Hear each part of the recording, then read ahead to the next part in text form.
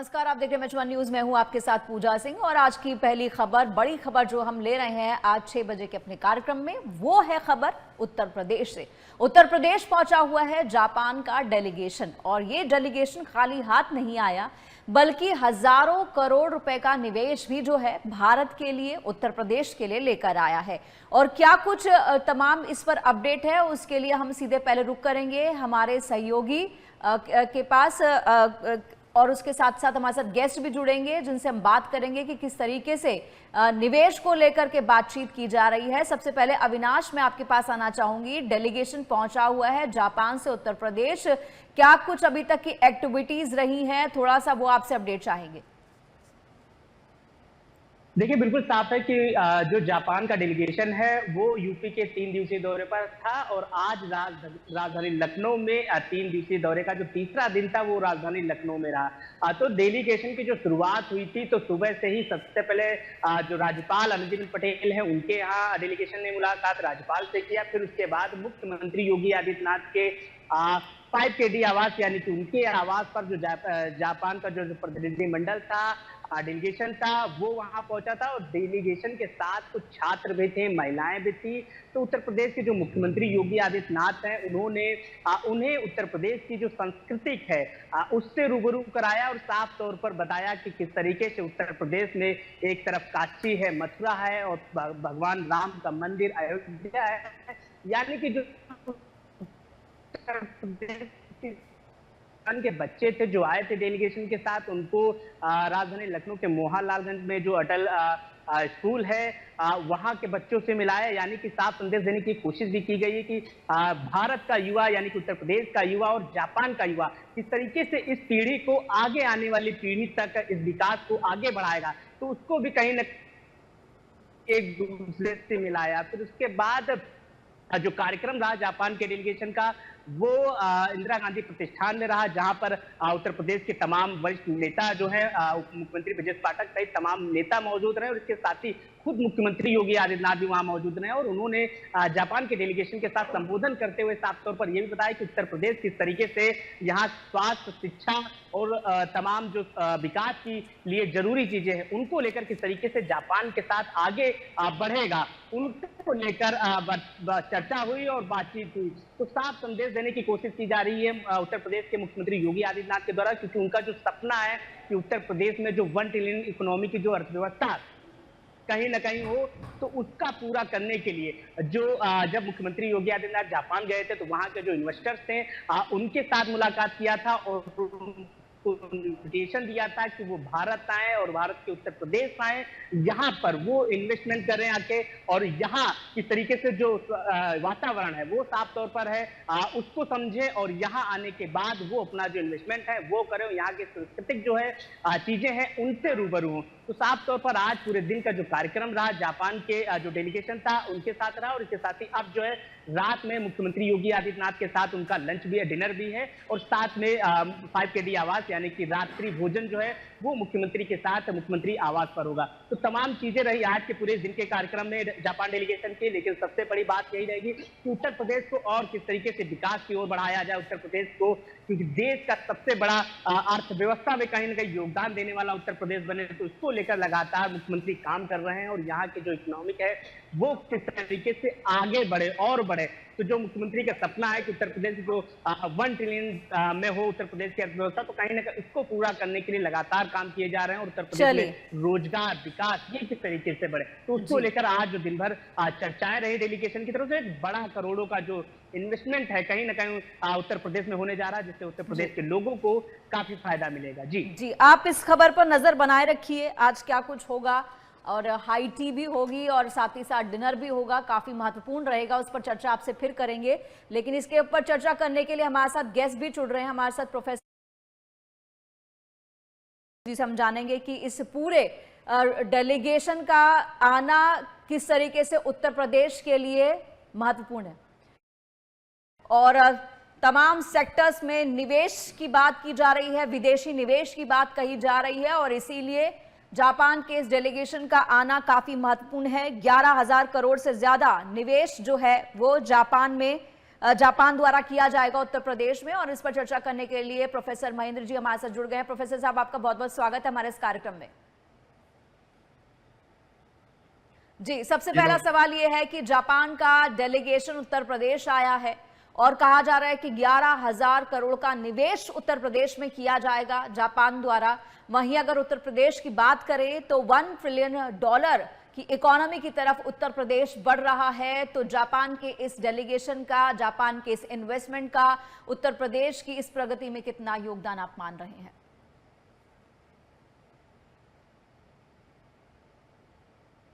Professor साहब, आपको आवाज मिल रही है मेरी? जी, आपकी आवाज आ रही है। जी जी, देखिए, सबसे प्रमुख बात है जो मैं आपको बताना चाहता हूं, आपके माध्यम से आपके दर्शकों को बताना चाहता हूं पूजा जी, कि फरवरी 2016 में योगी आदित्यनाथ, उत्तर प्रदेश के मुख्यमंत्री, वो जापान जाते हैं और उसके बाद ये एक महत्वपूर्ण जो जापानीज डेलीगेशन इंडिया आता है और वो उत्तर प्रदेश की राजधानी लखनऊ में भी आता है। और जिसके पीछे जो सबसे महत्वपूर्ण संदेश है वो ये है कि किस प्रकार से उत्तर प्रदेश, जहां पे जो निवेशक हैं, वो चाहे वो भारतीय निवेशक हों या जो है विदेशी निवेशक हों, वो आने से डरते थे। और आज सिर्फ भारतीय निवेशक ही नहीं, जो विदेशी निवेशक हैं वो भी उत्तर प्रदेश में आ रहे हैं अपना निवेश करने, क्योंकि जापान जो है वो भारत में फिफ्थ, मतलब 5वां सबसे बड़ा फॉरेन डायरेक्ट इन्वेस्टमेंट करने वाला देश है। और जो भारत के साथ उसका ट्रेड है वो 27.5 बिलियन जो है रुपीस है। तो ऐसे में भारत में आना और उत्तर प्रदेश की राजधानी में आना, ये अपने आप में बहुत ही महत्वपूर्ण है। इसका मतलब उत्तर प्रदेश की जो एक छवि थी कि यहाँ पे जो उद्योग धंधे पनप नहीं सकते हैं, यहाँ पे जो है जो विदेशी निवेश जो है यहाँ पे आ नहीं सकता है, उसको सफलता नहीं मिलेगी, ये सारे जो मिथ थे उसको उत्तर प्रदेश तोड़ता हुआ दिखाई देता है। जो समिट है उसमें 3 महत्वपूर्ण बातें हैं। पहला कि एक एस्कॉर्ट्स का प्रोजेक्ट है जो करीब 2,225 करोड़ का है। दूसरा मिंडा कॉर्पोरेशन का प्रोजेक्ट है जो करीब 1,200 करोड़ का है। तीसरा जो है जो प्रोजेक्ट है वो जापान सिटी इस्टेब्लिश करने का, जो हमारा नोएडा में, ग्रेटर नोएडा में इंटरनेशनल एयरपोर्ट है उसके पास जो है, जहां वो एक सिटी डेवलप करने की बात हो रही है, उस पे जो है एग्रीमेंट होना है। इसके साथ ही देखिए, जो सबसे महत्वपूर्ण बात है, पूरे विश्व में आज जो है जिन तकनीकियों में जापान आगे है, चाहे वो ग्रीन हाइड्रोजन हो, सेमीकंडक्टर्स हो, ऑटोमोबाइल्स हो, डिजिटल इंफ्रास्ट्रक्चर हो, इन सारे क्षेत्रों में जापान जो है भारत के साथ सहयोग कर रहा है। और भारत के साथ ही नहीं, उत्तर प्रदेश के साथ सहयोग कर रहा है और सहयोग करने के लिए तैयार है। ये एक व्यापक छवि जो है उत्तर प्रदेश के बारे में जो बदली है विदेशी निवेशकों के मन में, उनके दिमाग में, या जो बाहर के जो देश हैं उनके दिमाग में, ये अपने आप में एक बहुत ही महत्वपूर्ण उपलब्धि है योगी आदित्यनाथ की सरकार की। इसके साथ ही जो दूसरी बात है, ये जितने भी प्रोजेक्ट लगने वाले हैं उसमें एक बड़ा आप कहें कि कंपोनेंट है जो रोजगार उत्पन्न करने वाला। इन सभी जापानीज प्रोजेक्ट्स में जो रोजगार उत्पन्न करने की जो एम्प्लॉयमेंट जनरेशन की क्षमता होती है, और करीब 10,000 से ज्यादा जॉब्स की बात ये लोग कर रहे हैं। इसके अलावा जिस प्रकार से उत्तर प्रदेश के मुख्यमंत्री ने जो हम लोगों को, जो उत्तर प्रदेश के वासियों को सीख लेने की बात कही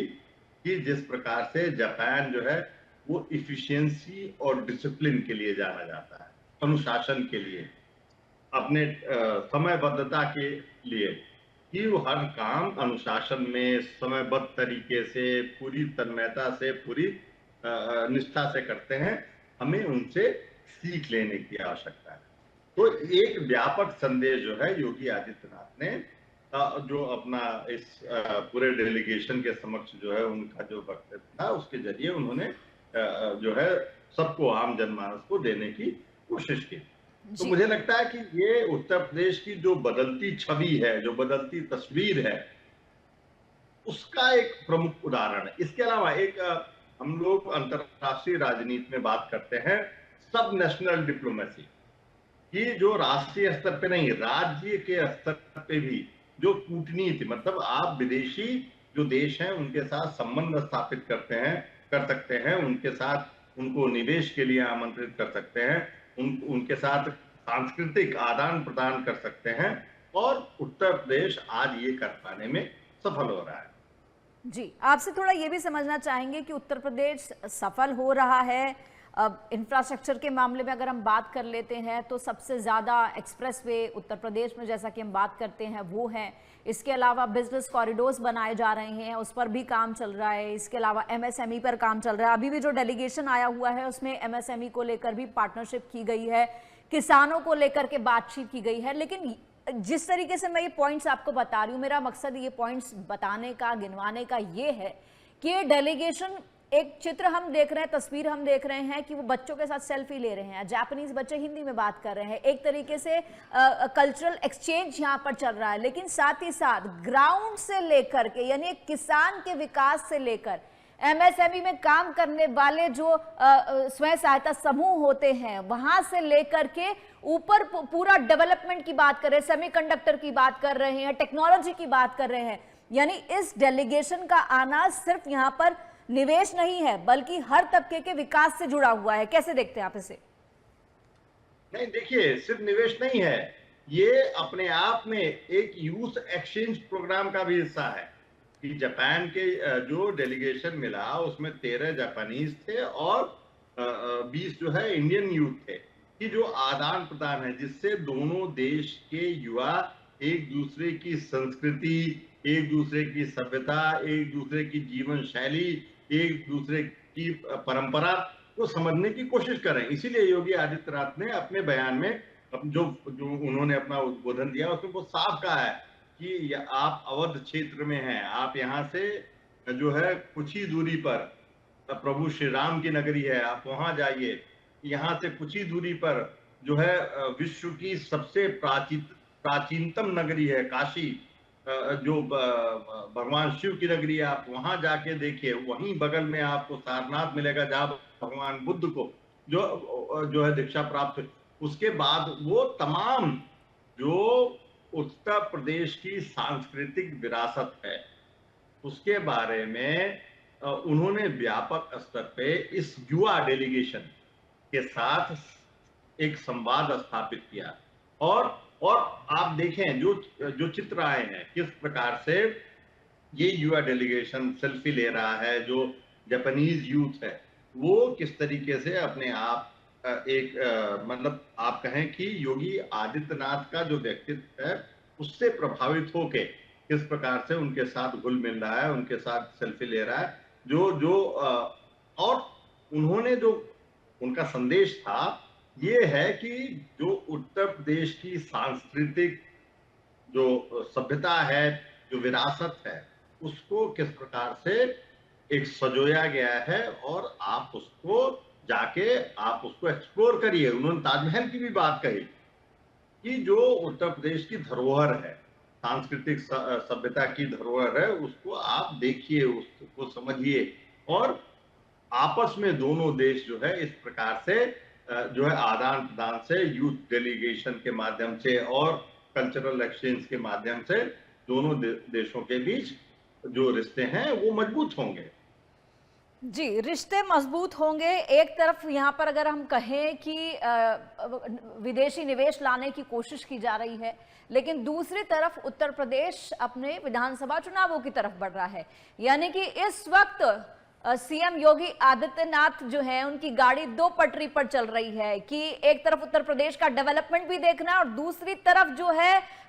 राजनीति भी साधनी है, अपने चुनावों की तैयारी भी करनी है। अब इसे आप कैसे देखते हैं? क्योंकि बहुत सारे, क्योंकि अब विधानसभा चुनाव होने वाले हैं, जाहिर सी बात है कि बहुत सारी चीजें निकल कर आएंगी, बहुत सारी बातें निकल कर आएंगी, बहुत सारे हम वक्तव्य सुनेंगे, बहुत सारे हम लोग जो है बातें सुनेंगे, लेकिन यहाँ पर ये दोनों चीजों को साधना कितना बड़ा चैलेंज आपके लिए, आपको लगता है सीएम योगी के लिए? उसके बाद मैं बाकी पॉलिटिकल पॉइंटर्स पर आऊंगी। नहीं, देखिए ये अपने आप में आश्चर्यचकित होने वाली बात है कि ऐसे समय में जब वो कुछ ही महीने बचे हैं विधानसभा चुनाव के, और उसके बाद भी मुख्यमंत्री लगातार अपने जो प्रशासनिक जो राजनीतिक दायित्व है उसमें जुटे हुए हैं। किस प्रकार से उत्तर प्रदेश के लिए निवेश लाया जाए, किस प्रकार से उत्तर प्रदेश को 1 ट्रिलियन इकोनॉमी बनाने की दिशा में आगे बढ़ाया जाए, किस प्रकार से उत्तर प्रदेश को भारत का एक ग्रोथ इंजन के रूप में आगे बढ़ाया जाए, लगे हुए हैं। तो और जो आपने शुरुआत में चर्चा की, चाहे एक्सप्रेस वे हो, चाहे एयरपोर्ट्स हो, चाहे इंफ्रास्ट्रक्चर के बाकी काम हो, चाहे निवेश हो, चाहे मेडिकल कॉलेज हो, चाहे एजुकेशन से संबंधित विश्वविद्यालय हो, उसकी चर्चा न करके और भी क्या किया जा सकता है आगे इस प्रदेश के बारे में मुख्यमंत्री वो सोच रहे हैं। और तब जब चुनाव एकदम से, मुझे लगता है कि अब 4 महीने 5 महीने चुनाव के लिए बचे हुए, तो ऐसे में ये एक आत्मविश्वास दिखाता है एक व्यक्तित्व का अपनी कार्यशैली में, कि आपने जो विगत 10 सालों में काम किया उस पे आपको आपका एक आत्मविश्वास है, आप एकदम से श्योर हैं कि जनता ने उसको सराहा होगा। और जो विपक्षी दल है निश्चित रूप से तमाम जो आप कहें कि अभी तमाम शब्दों के बांट चलाए जाएंगे, तमाम जो है राजनीतिक जो है बयान दिए जाएंगे, शब्दों का राजनीतिक औजार के रूप में इस्तेमाल किया जाएगा, नैरेटिव करने में इस्तेमाल किया जाएगा, तो अभी बहुत कुछ होना बाकी है। लेकिन मुझे लगता है कि योगी आदित्यनाथ का जो फोकस है वो, कि अगर पहली बार ऐसा हुआ उत्तर प्रदेश के इतिहास में 32 साल करीब 3 दशक बाद कि कोई एक दल दोबारा सत्ता में आया, और वो भी योगी आदित्यनाथ के नाम, और वो सिर्फ और सिर्फ उनको लगता है कि जिस प्रकार से उन्होंने राज्य के विकास के लिए, राज्य की सांस्कृतिक विरासत जो खो गई थी, छीन ली गई थी, लूट ली गई थी, उसको वापस देने के लिए, या जो राज्य को वापस उत्तर प्रदेश को देश के एक आर्थिक ग्रोथ इंजन के रूप में स्थापित करने के लिए, उनको लगता है कि वो ये कर पाने में सफल है। उत्तर प्रदेश के आम व्यक्ति को उत्तर प्रदेश की छवि के बारे में अब शर्मिंदगी नहीं होती है, ये कर पाने में वो सफल है। तो इसी वजह से वो निश्चिंत है, कॉन्फिडेंट है कि जो चुनाव में बाकी जो होगा वो उससे वो निपट पाने में सफल है। जो नैरेटिव बिल्डिंग की बात होगी, जो बाकी राजनीतिक स्कोर सेटल करने की बात होगी, वो कर पाने में वो सफल है। जी, यहाँ पर अगर हम बात करते हैं पक्ष विपक्ष की बात कर लेते हैं, तो विपक्षी पार्टियों की तरफ से भी अब तंज कसे जा रहे हैं, और इसी को लेकर के जो अलायंस है उत्तर प्रदेश के अंदर, जो अलायंस है बीजेपी का, वो भी अपनी पूरी तैयारी कर रहा है। अब जैसे कि हम यहाँ पर बात कर रहे हैं, अखिलेश यादव ने अपना पीडीए का मतलब बताया, उसके बाद ओपी राजभर कह रहे हैं कि पीडीए का मतलब होता है पीट देगा अहीर, और निषाद पार्टी के प्रमुख संजय निषाद कह रहे हैं कि अखिलेश यादव अपनी पार्टी की चिंता करें। तो एक तरफ तो ये राजनीतिक बयानबाजी चल रही है, दूसरी तरफ एक जो इम्पोर्टेंट स्टेप उठाया गया है यूपी सरकार की तरफ से, वो ये है कि अखिलेश यादव और मायावती समेत कुल 52 नेताओं को बुलेट प्रूफ जैकेट दी गई है। इनमें से कई ऐसे नेता हैं जिनको Z+ सिक्योरिटी मिली है, Y सिक्योरिटी मिली है, कई उनके साथ जो है सिक्योरिटी पर्सन्स लगाए गए हैं। ऐसे में 11 मंत्रियों को भी बुलेट प्रूफ जैकेट दी गई है। अब ये स्टेप लिया गया है ठीक विधानसभा चुनाव से पहले, क्योंकि जब विधानसभा चुनाव होते हैं तो कुछ भी हो सकता है, कहते कुछ भी हो सकता है, अब जनता के मन में क्या है, किसके मन में क्या है, लेकिन इस स्टेप को आप कैसे देखते हैं, आप कैसे देखते हैं आप इसे? नहीं, देखिए, जो मुझे लगता है कि जब चुनाव आते हैं तो जितने भी राजनेता होते हैं वो किसी भी दल के हों, एक सुरक्षा की चुनौती उनके सामने होती है। और किसी भी एक जिम्मेदार सरकार के लिए मुझे लगता है कि ये बेहतर विकल्प है कि वो सभी को सुरक्षा दे। लेकिन जो एक रोचक बात आपने कही, जिस प्रकार से जो आक्रामक, राजनीतिक आक्रामक शुरू हो गया है, चाहे वो पीडीए को लेकर हो, चाहे जो क्रोनोलॉजी बनाई जा रही है, पिछड़ा, दलित, अल्पसंख्यक, पिछड़ा, दलित, आदिवासी, पिछड़ा, दलित, और मतलब उस तरीके से जो बनाया जा रहा था, और एक वो प्रयोग जो है 2024 में सफल हुआ कहीं। लेकिन अब जो है 2024 जो है वो लोकसभा का चुनाव,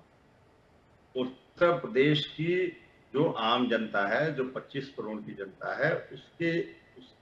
अपने जो है छवि के बारे में चुनाव नहीं था, उसके अपने सुख दुख के बारे में चुनाव नहीं था, उसके अपने लाभ हानि के बारे में चुनाव नहीं था। ऐसे में मुझे नहीं लगता है कि ये जो फॉर्मूला था, नैरेटिव था, जो सेट किया गया था समाजवादी पार्टी द्वारा या जो राहुल गांधी द्वारा, आरक्षण बदल देंगे, वो अब सफल हो पाने में, क्योंकि ये स्थानीय चुनाव है। और मैंने देखा है कि विगत कुछ आप कहें कि विगत 2 दशकों से या 3 दशकों से जो मतदाता है वो अब भेद करने लगा है। राष्ट्रीय चुनाव में, राज्य स्तर पे चुनाव, विधानसभा के चुनाव में, लोकसभा के चुनाव में और स्थानीय स्तर के चुनाव में। तो ऐसे में मुझे लगता है कि ये जो एजेंडा था वो चल पाना मुझे मतलब बहुत ही असंभव सा लगता है। और यही वजह है कि जो भारतीय जनता पार्टी के जो समर्थन वाली पार्टियां हैं वो बार बार इस मुद्दे को उछालने की कोशिश करती हैं कि उत्तर प्रदेश में जो जिस प्रकार के सपा समाजवादी पार्टी के शासनकाल में यादव जातियों के बारे में जो बातचीत होती है, वो भय दिखाने की कोशिश कर रही हैं कि अगर आपने समाजवादी पार्टी को वापस दिया, क्योंकि यादव उत्तर प्रदेश की जातीय समीकरण में, सामाजिक समीकरण में एक डोमिनेंट कास्ट, और जिन्होंने बाकी जो अति पिछड़ा वर्ग था, अगर सामाजिक रूप से बात करें, राजनीतिक मैं बात नहीं कर रहा हूं, तो अति पिछड़ा था या दलित था, उसको उसका शोषण उन्होंने किया, उसको दबाया। जो एमएन श्रीनिवास, जिसको बुलक कार्ट कैपिटलिस्ट बोलते हैं, यहाँ यादव और जाट जो है वेस्टर्न उत्तर प्रदेश में, तो ऐसे में वो बात दिखाई जा रही है कि अगर वापस से जो है समाजवादी पार्टी आ गई तो एक जाति विशेष जो है आपको स्थानीय स्तर पे आपको डराएगा, धमकाएगा, नुकसान पहुंचाएगा। तो ऐसे नैरेटिव गढ़े जाएंगे, ऐसे जो है संवाद बनाए जाएंगे, ऐसे शब्दों का जाल बिछाया जाएगा। जी, जो शब्दों का जाल बुना जाता है या जुमले विपक्ष की तरफ से छोड़े जाते हैं, उन जुमलों को नेगेटिव की बजाय पॉजिटिव कैसे कन्वर्ट करते हैं, ये बीजेपी को बहुत अच्छी तरीके से आता है। फिलहाल वक्त इतना ही है प्रोफेसर साहब कि हम आपसे चर्चा कर पाए। बहुत बहुत थैंक यू हमारे साथ जुड़ने के लिए, इस पूरी चर्चा के लिए। तो आपको बता दें कि हमने देखा किस तरीके से उत्तर प्रदेश में बड़ा इन्वेस्टमेंट आ रहा है, बड़ी तरक्की की तरफ जो है उत्तर प्रदेश बढ़ रहा है। जिस तरीके से सीएम योगी आदित्यनाथ ने कहा है कि $1 ट्रिलियन की इकोनॉमी की तरफ उत्तर प्रदेश बढ़ रहा है, साथ ही साथ एक तरफ